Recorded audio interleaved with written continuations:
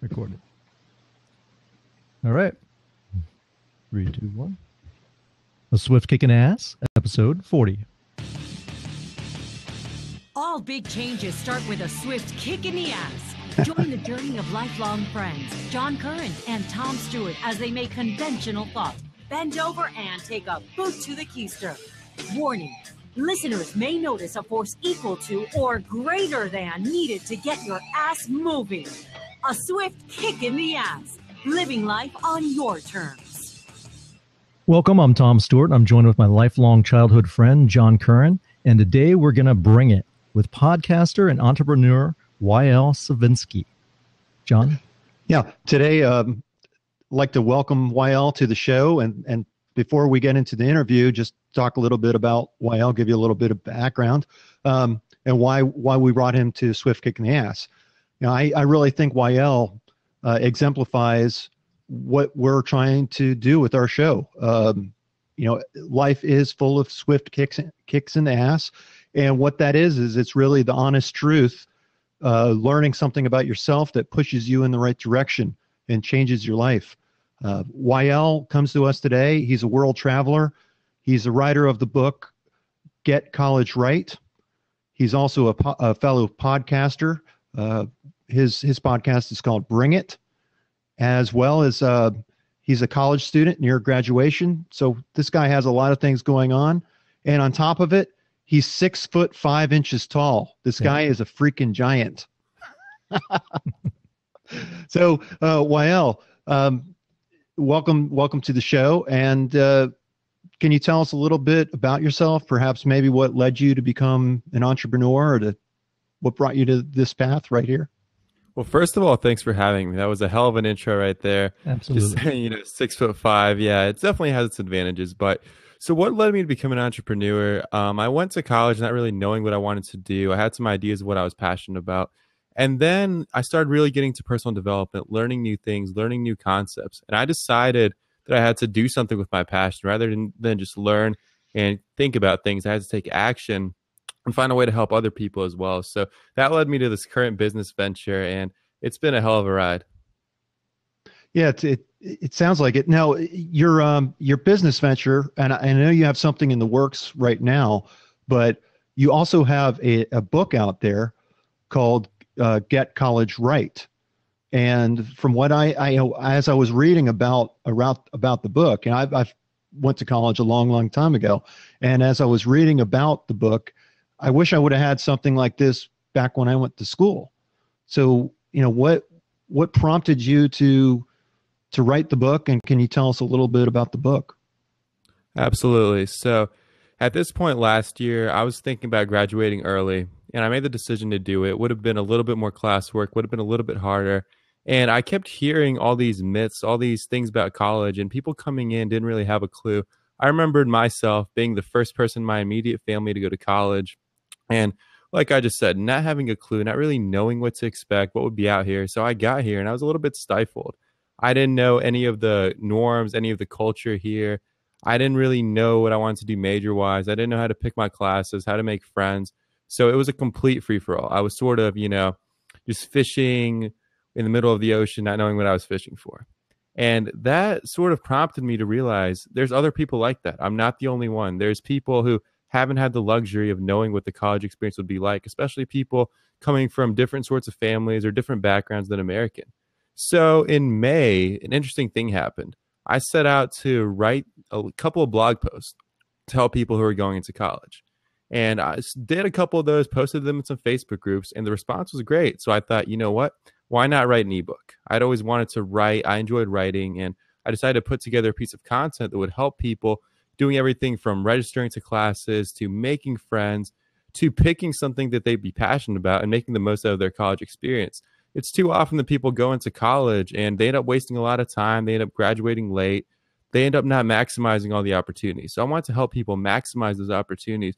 And like you said, just get college right, making sure that they were doing the things that they wanted to do most in college and making sure they weren't stifled, and had a guide to doing some of the great things that are out here, like going to class, soaking in this knowledge, starting student organizations, networking, really developing themselves during their time at college versus just wasting away and, Yeah, unfortunately, a lot of students don't graduate. Unfortunately, a lot of people are unsuccessful in college. So I wanted to help more and more people succeed in college using sort of the proven blueprint that I used to get the results that I got during college. So let me Yeah. ask you, YL, if my college, I mean, my daughter is 19 and she just started, she got a full ride to Nova Southeastern University, which is a primo school, but she's just started working as well, and she's taken a full load. Plus, she doesn't really know anyone. What kind of advice would you give her in order to, meet other people while she's carrying this big course load and working a part-time job? So a couple things there. The first one is in these classes, most college classes that I've had, we have some sort of group work. So that's a great way to meet people. Get in groups with people who seem interesting, who seem motivated, and spend time not only studying, but it's an excuse to go out to dinner afterwards or socialize. And those people know other people too. So that's the great way to start socially. As far as working, she's got to make sure that the job is bringing her some value and not just a paycheck. I mean, unless she really has some big expenses that she has to cover, that's one thing. But she's got to do something where she's learning skills, developing herself. So it all depends on the job opportunity. And again, that's a way to meet people. As far as the coursework goes, honestly, the first semester is a semester to explore. That first year, a lot of exploration has to happen. So my best advice on that would be to do something called time blocking, where she spends certain hours in the day doing her classwork, but she doesn't let it preoccupy her life, because that won't give her the biggest return on investment. That'll give her some knowledge that might help her towards her major, but building that lifestyle, also, being healthy, that's a big thing. I'm sure her campus has a gym or some sort of, health organizations, getting involved in those. And another thing is volunteering. It's something I didn't know the value of until just recently, but man, not only are you giving back, but you're meeting the people, you're learning new things in the process, and it feels awesome. So those are a few things. And also one other thing, there's plenty of student organizations at most schools. Definitely utilize that. That's where you build a lot of those practical skills, from organizational management to event planning to really networking and making a difference. So those are all a couple of strategies she can use, and they're right at her fingertips. It's a matter of taking action and, like I said, just exploring what she would enjoy.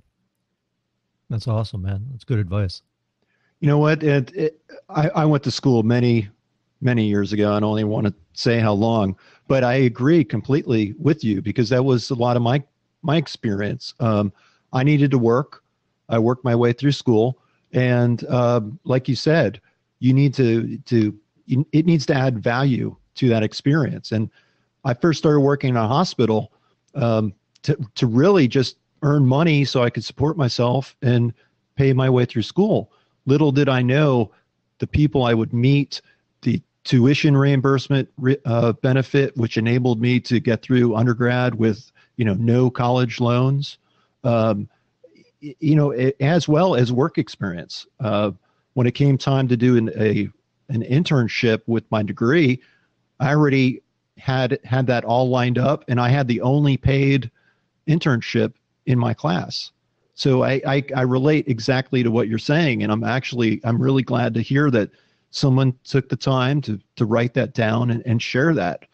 In fact, as I was reading the write-up on your book, it said pretty much that when you were, in the midst of this, kind of, you had a light bulb that went off, and it said, I'm not going to wait until I get out of college. I mean, I'm so far out of that college experience. There's no way I could do what you did. But maybe you could talk about that light bulb that went off and what got you, got you writing. Exactly. So to really understand that, I'm going to go into my college experience a little bit. And for everyone listening, I'm actually still in college. I've got 2 months left, and then I'll be graduated. So I'm graduating a semester early. So what happened when I first got here, like I said a little bit earlier, I didn't really know much, and I had to learn a lot through trial and error.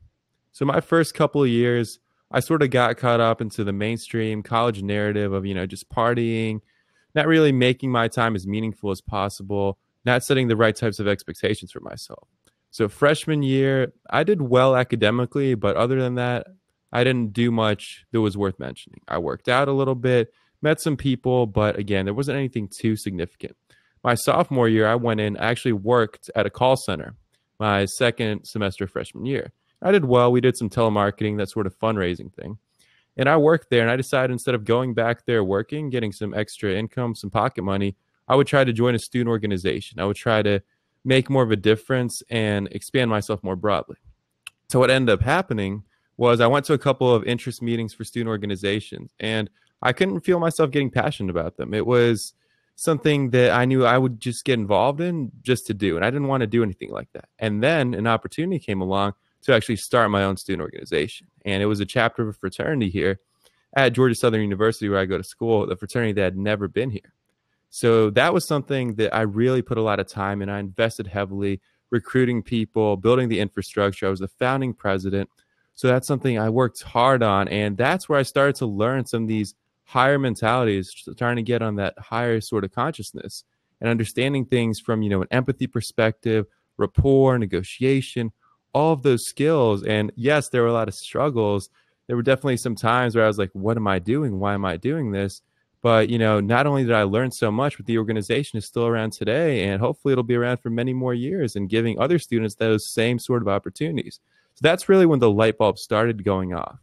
But even so, instead of, not doing anything, all my time was into going into the fraternity. That's all that took up my time. I still lacked that sort of balance. And that spring of my sophomore year, I really started having these thoughts of like, how much time am I wasting? I'm going out, I'm doing my thing on the weekends, but why am I really dreading my weeks? Something has got to change.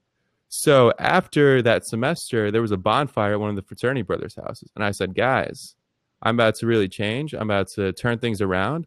I'm about to get going on my purpose. And I've been missing sort of opportunities because I haven't been taking that action. So I gave myself a reason to have that swift kick in the ass, like you say. And then I really started, putting out more action. I started reading more personal development, more sorts of books, and applying different mindsets. I started meeting new people too. It was funny. I started thinking differently. I started meeting and attracting different sorts of people. And the more I spent time with those people, the further it stimulated me to keep improving, to keep growing. And then going into my junior year, I had a great first semester of junior year. I was a lot more grounded, a lot better socially. I was back working at the call center, but now, I was going towards a management position. So literally everything took off, and it created this momentum that's been building to this day.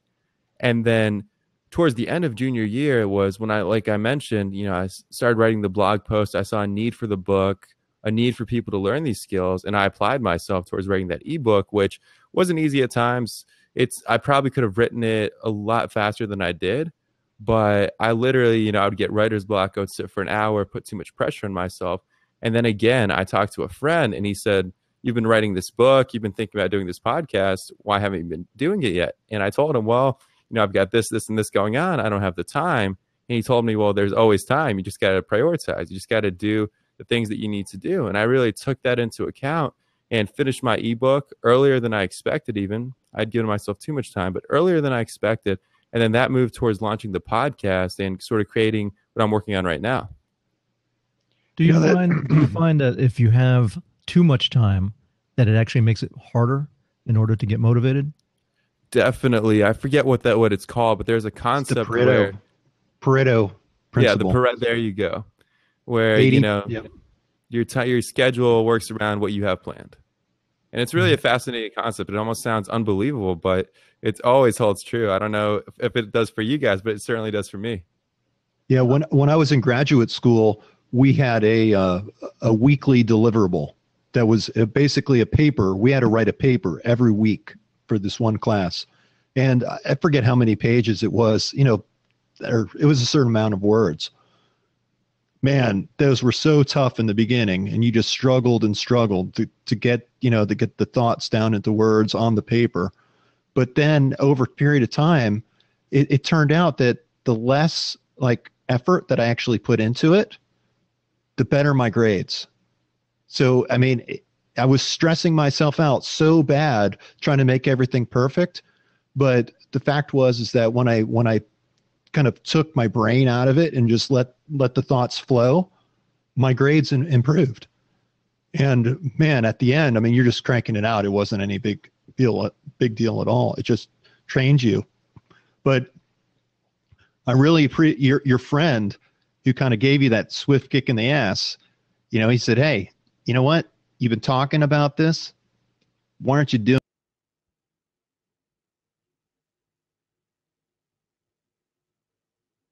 That is a swift kick in the ass. I don't know what happened to John. He kind of froze up.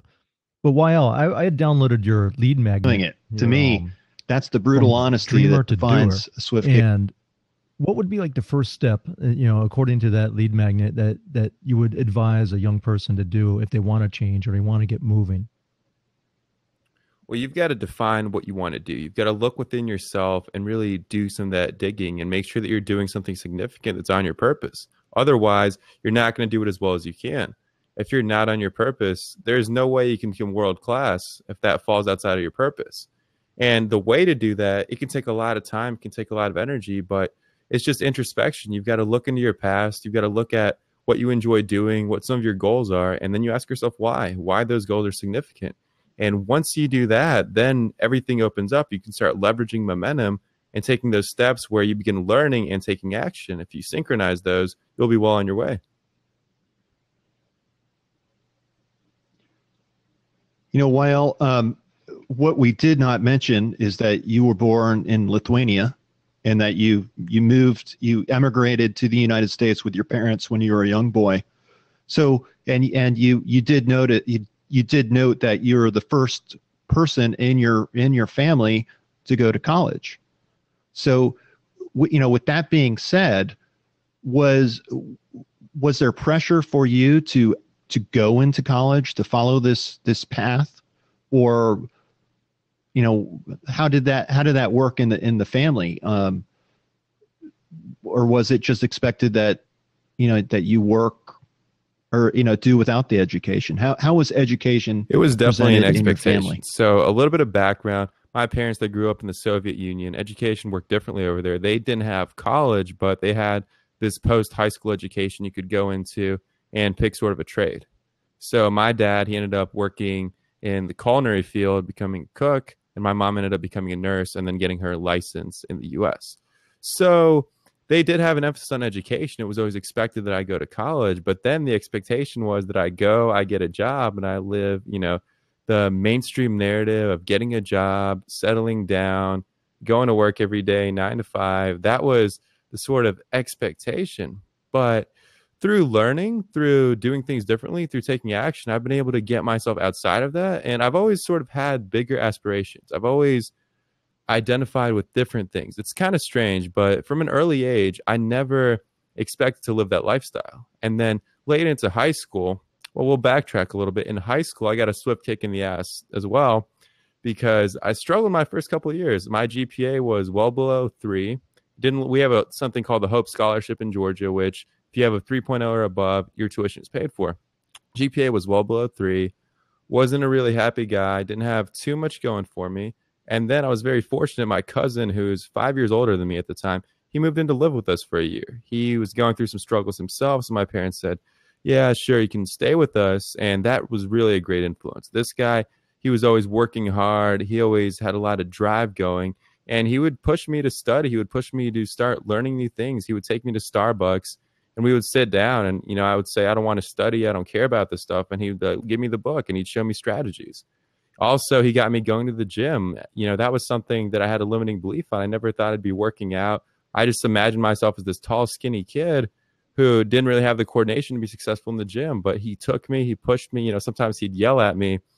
And that initial period, I struggled a little bit. And then when he started moving out, when he was spending less time, I started encouraging myself to go to the gym, and then I saw results. And ever since then, I've been working out consistently. So that was also a key thing to changing sort of my brain chemistry and my aspirations and purpose.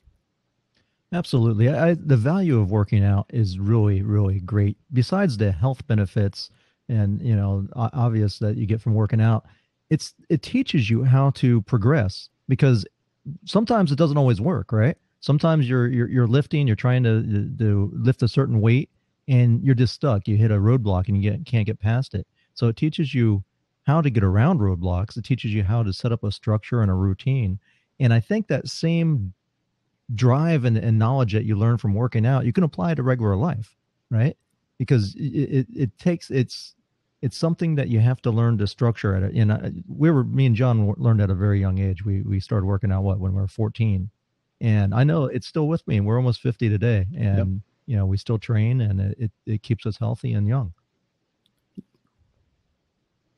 And talking about that drive, I mean, I think it teaches you to keep driving yourself forward no matter what.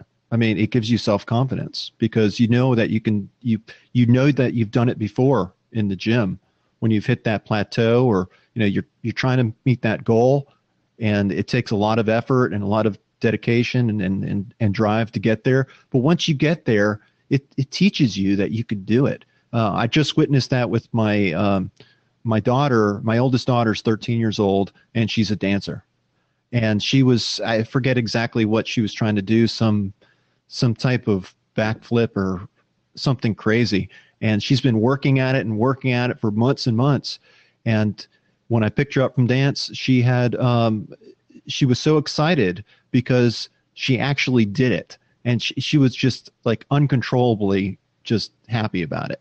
And I'm glad to see that, she has that drive too, because I think it can carry you through the thick and thin of life. I mean, life's not all good and bad. Life's not all good. It's a combination of good and bad. So you need that to persevere. Hey, what about entrepreneurship? I know that you're taking this up. First of all, how do your parents think about it? Are they happy that you're doing that, or they kind of question, going, I don't know, it's not secure, To be honest, they don't really understand it, but when I speak about it with conviction and purpose, they sort of buy in. So they've never been entrepreneurs per se. They don't understand the mentalities that go behind it. When they think of business, they think of something like a grocery store, something simple, real small. That's their idea of business. And, they're 40s, they sort of in their comfort zone. There's just nothing wrong with that. They've done a lot. They've been through a lot moving to the US, but it's a foreign word to them. And then once I'm graduating college, I plan on moving to Las Vegas out of all places and being an entrepreneur there. So that too, going from Georgia to Vegas, that's pretty foreign as well. Not everybody does that. And, they probably think I'm a little bit crazy for wanting to do that. And maybe I am a little bit crazy, but there's nothing wrong with being a little bit crazy. Now, is there a certain area or that you're targeting that you're looking to work in?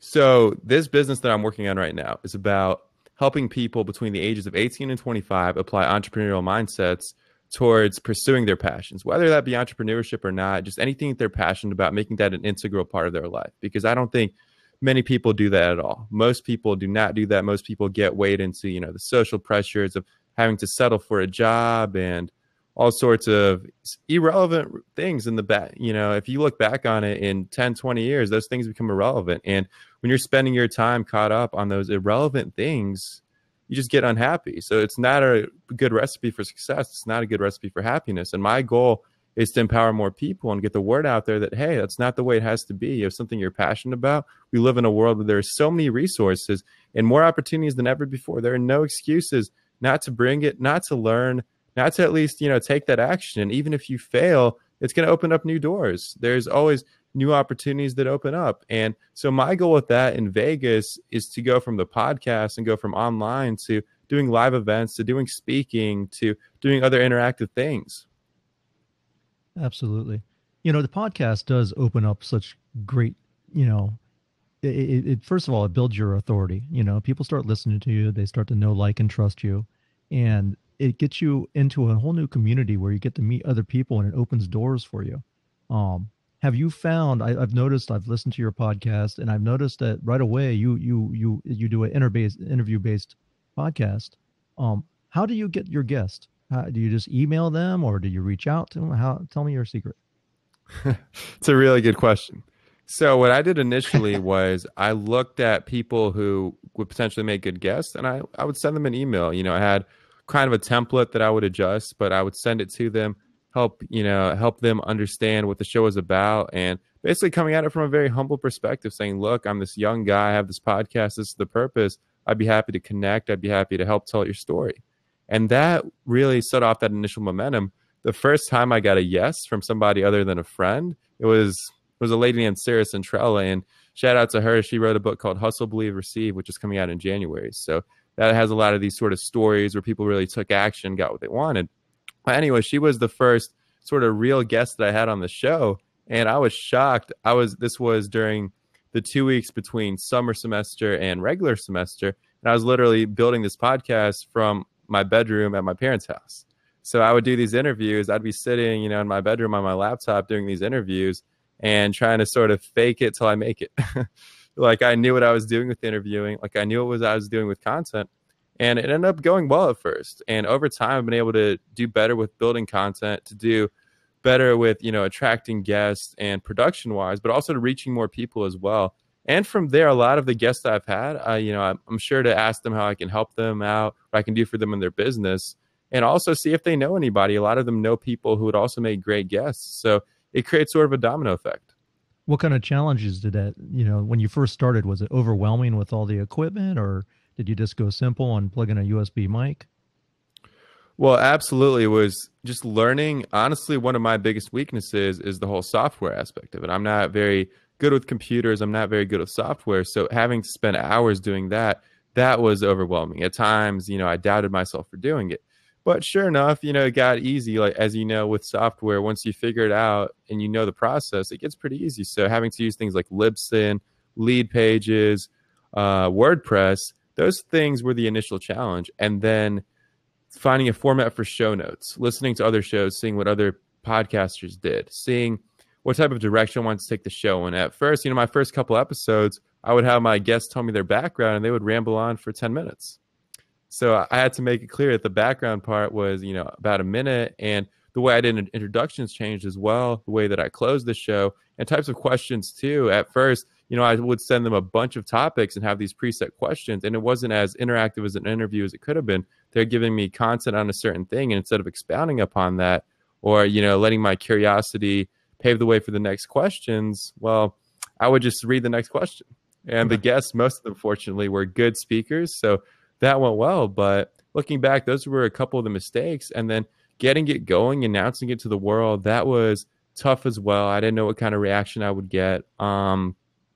But besides that, it was also grueling hours at first. I would spend, this was my 2 weeks between summer semester and this semester, and I would spend my days messaging people, writing show notes, just working on the podcast nonstop. But I needed that. If I hadn't done that, it would have been nearly impossible. I would have had to not sleep at all to do the same sort of effort while I was taking classes and doing all these other things. So that was sort of the launch period.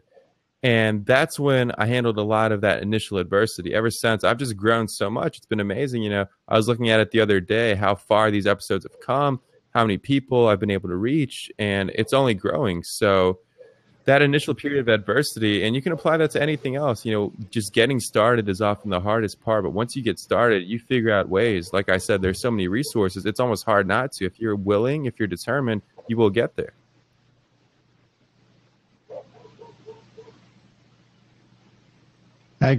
It's amazing, YL. You're just wise beyond your years. I mean, you really are. You mentioned the conventional belief of going to college, getting married, having the house in the suburbs with 2.5 kids. You know what those statistics are, and a lot of people see that as the dream. And what you're really saying is, you're saying, hey, you know what? If that's not for you, there are other paths you can go, and you're leading by example. It's really smart too, because John and I'm 48 and John's 49. He's a little bit older. Oh, okay. I'm not yet 49, buddy. But we're those guys that went to school and got the jobs. We didn't follow our dreams because there wasn't the information like we have now. I wish that I was a young guy now, just starting out. But what happens is we get trapped.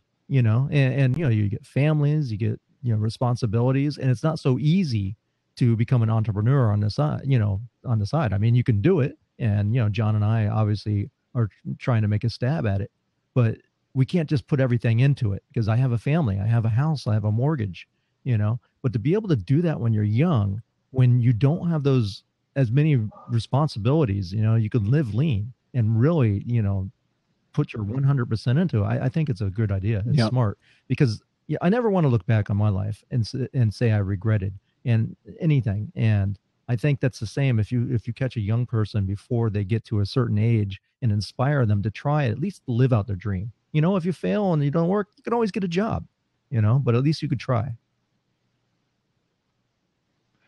Yeah, on that note, I did, like Tom said, I went to school just as much as he did. But throughout our lives, I mean, Tom and I have had people that really stood out and live by their own terms, is what we call it. And those are people that really, it's not about having money. It's about control and about living life as you choose and creating your own world and your own opportunities. And, I took a corporate route. So did Tom. But I don't consider us to be typical corporate employees. It serves a purpose for us. And, education is great. I have advanced degrees, but I'm not defined by that. That's not who, that doesn't make me a success. And I can see that in you as well, that it's important to have that education, but in many ways, today's education is not so much about learning how to learn, like you took away, but it's more like preparing you for a job. And, to see someone at your age have that mindset and going out there and staking your own claim, I applaud you. Good job. Yeah, I appreciate it. And on the point of education, I want to say the way I look at it, it's a life, and what my guests on Bring It consistently say, it's a lifelong education. You can't stop learning. Once you stop learning, you're done. You're stagnant. So that's what I want to emphasize to anyone listening is your education goes beyond college. It goes beyond a formal sort of degree. You can read a book, go to a seminar, listen to podcasts like this, and continue to get educated, continue to grow, have those positive stimuli. And that's really the real value of education. And I'm not saying that it's wrong to go to college, but it's not for everybody. Some people have different sort of aspirations, and they can get a better education going out in the field and doing other things. So the whole concept of one size fits all, you have to go to college, is utterly wrong. And it makes a lot of people miserable. A lot of people go into college, they don't succeed, they end up dropping out. Their self-esteem is down in the basement. And yeah, it's tough to get out of that. So I would say if you're going to college, or if you have people who are going to college, loved ones, neighbors, just encourage them to go into college with a plan and not just go into it for the experience and because society's telling them that they have to. It's not the definite route. Once you get a peek behind that curtain, like we're talking about, that there's other ways, that there's more significant things than just conforming to the social norms and becoming a corporate drone, which a lot of people in the corporate world are, then you could begin this new route. And it's there. Like I said, it's available. There's so many resources. Absolutely, man. Yeah. It's funny because I work in radio, and when I first got into radio, I got into it because I felt artistic. I wanted to be creative, and it was a great outlet. Radio back when I first got into it, I got in 1991. It was like that. It was still creative, but the corporations came in, bought up all the mom and pops radio stations, and instead, where we would have two rock stations in our area that would be competitors, all of a sudden we're under the same roof and we're not allowed to step on each other's toes. And it took the soul of radio became corporate, and it kind of stole something from it. So here's something that I got into where I thought that I was following my passion, and ended up being, felt like I was trapped in a corporate environment. And it's something that it takes away your freedom. And, John and I both talk about, there's good sides of working for a corporation, but there's a lot of negative too. Yeah. And understanding what that difference and understanding why you're doing whatever you're doing, that it all begins with that. And then if where you're at, you're not happy with, and you're not doing something about it, then that's on you. I mean, it's on nobody else.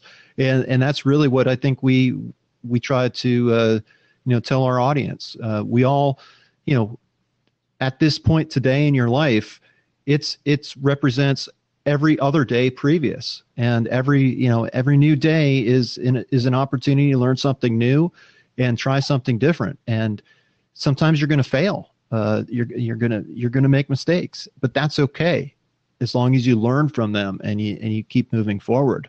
I work for a corporate, I work a corporate job, but I've never been a corporate drone. I've always felt very, very much the atypical. I've never been the company man. It served a purpose for me, but and it still does. I have a challenging position, and I work from home, and I have a lot of really good. I have great benefits and good salary, and it's challenging for me, but it doesn't fill me with passion. I'm not passionate about that, which got me into doing podcasting and blogging. So it's we all have a road to travel, I guess is what I'm saying. And it's seeing this in somebody so young and recognizing that path. There's no cookie cutter approach to living. I commend you. Well, good job. If people are interested in finding you and finding your podcast, can you tell them where they can find you? Sure. So I'll spell this out for you. It's sort of a hard spelling. So my website is ylsavitskiy.com, and that's the letter Y, the letter L, the letter S, the letter A, the letter V, the letter I, the letter T, the letter S, the letter K, the letter I, and the letter Y. And I'm sure you guys have some sort of show notes or can have some sort of link. I know it's sort of a hard spelling there. And everything you need pretty much is on the website. There's the blog and podcast. Podcast is also on iTunes. Just search for Bring It, and it'll be there. You can listen to those. New episodes come out every Monday through Thursday. I also have a new product that I want to mention really quickly. It's called the Bring It Blueprint. The point of that is to help anybody, not even just young people, go from dreamer to doer. Provides an outlet and a step-by-step way to do so. And it's also got some success myths about business that unfortunately too many people think are true. So it's full of that. Also have some quotes in there and a reading list from a serial entrepreneur. So some books on anyone who enjoys reading about business or personal development. That's something they would enjoy. So if you go to my website and you click Bring It Blueprint, it's a 100% free product. All you have to do is enter your email and I'll send that right to you. Sounds cool. Hey, did they call you Alphabet in school? Is your name? My wife's maiden name was Krasonic. She was Polish. And she always, people could, when you see the spelling, you wouldn't say it, think it even says Krasonic. It has K's, R's, A, W's, Z's, all kinds of letters in it. So the teachers would just say alphabet. But thanks for being a guest on A Swift Kickin' Ass. If you want to check out aswiftkickingass.com, you can download our action guide for this episode and all our episodes. And I thank YL again for being a guest. And till next time, peace. Yeah. Thank you all very much. And thank you very much, YL.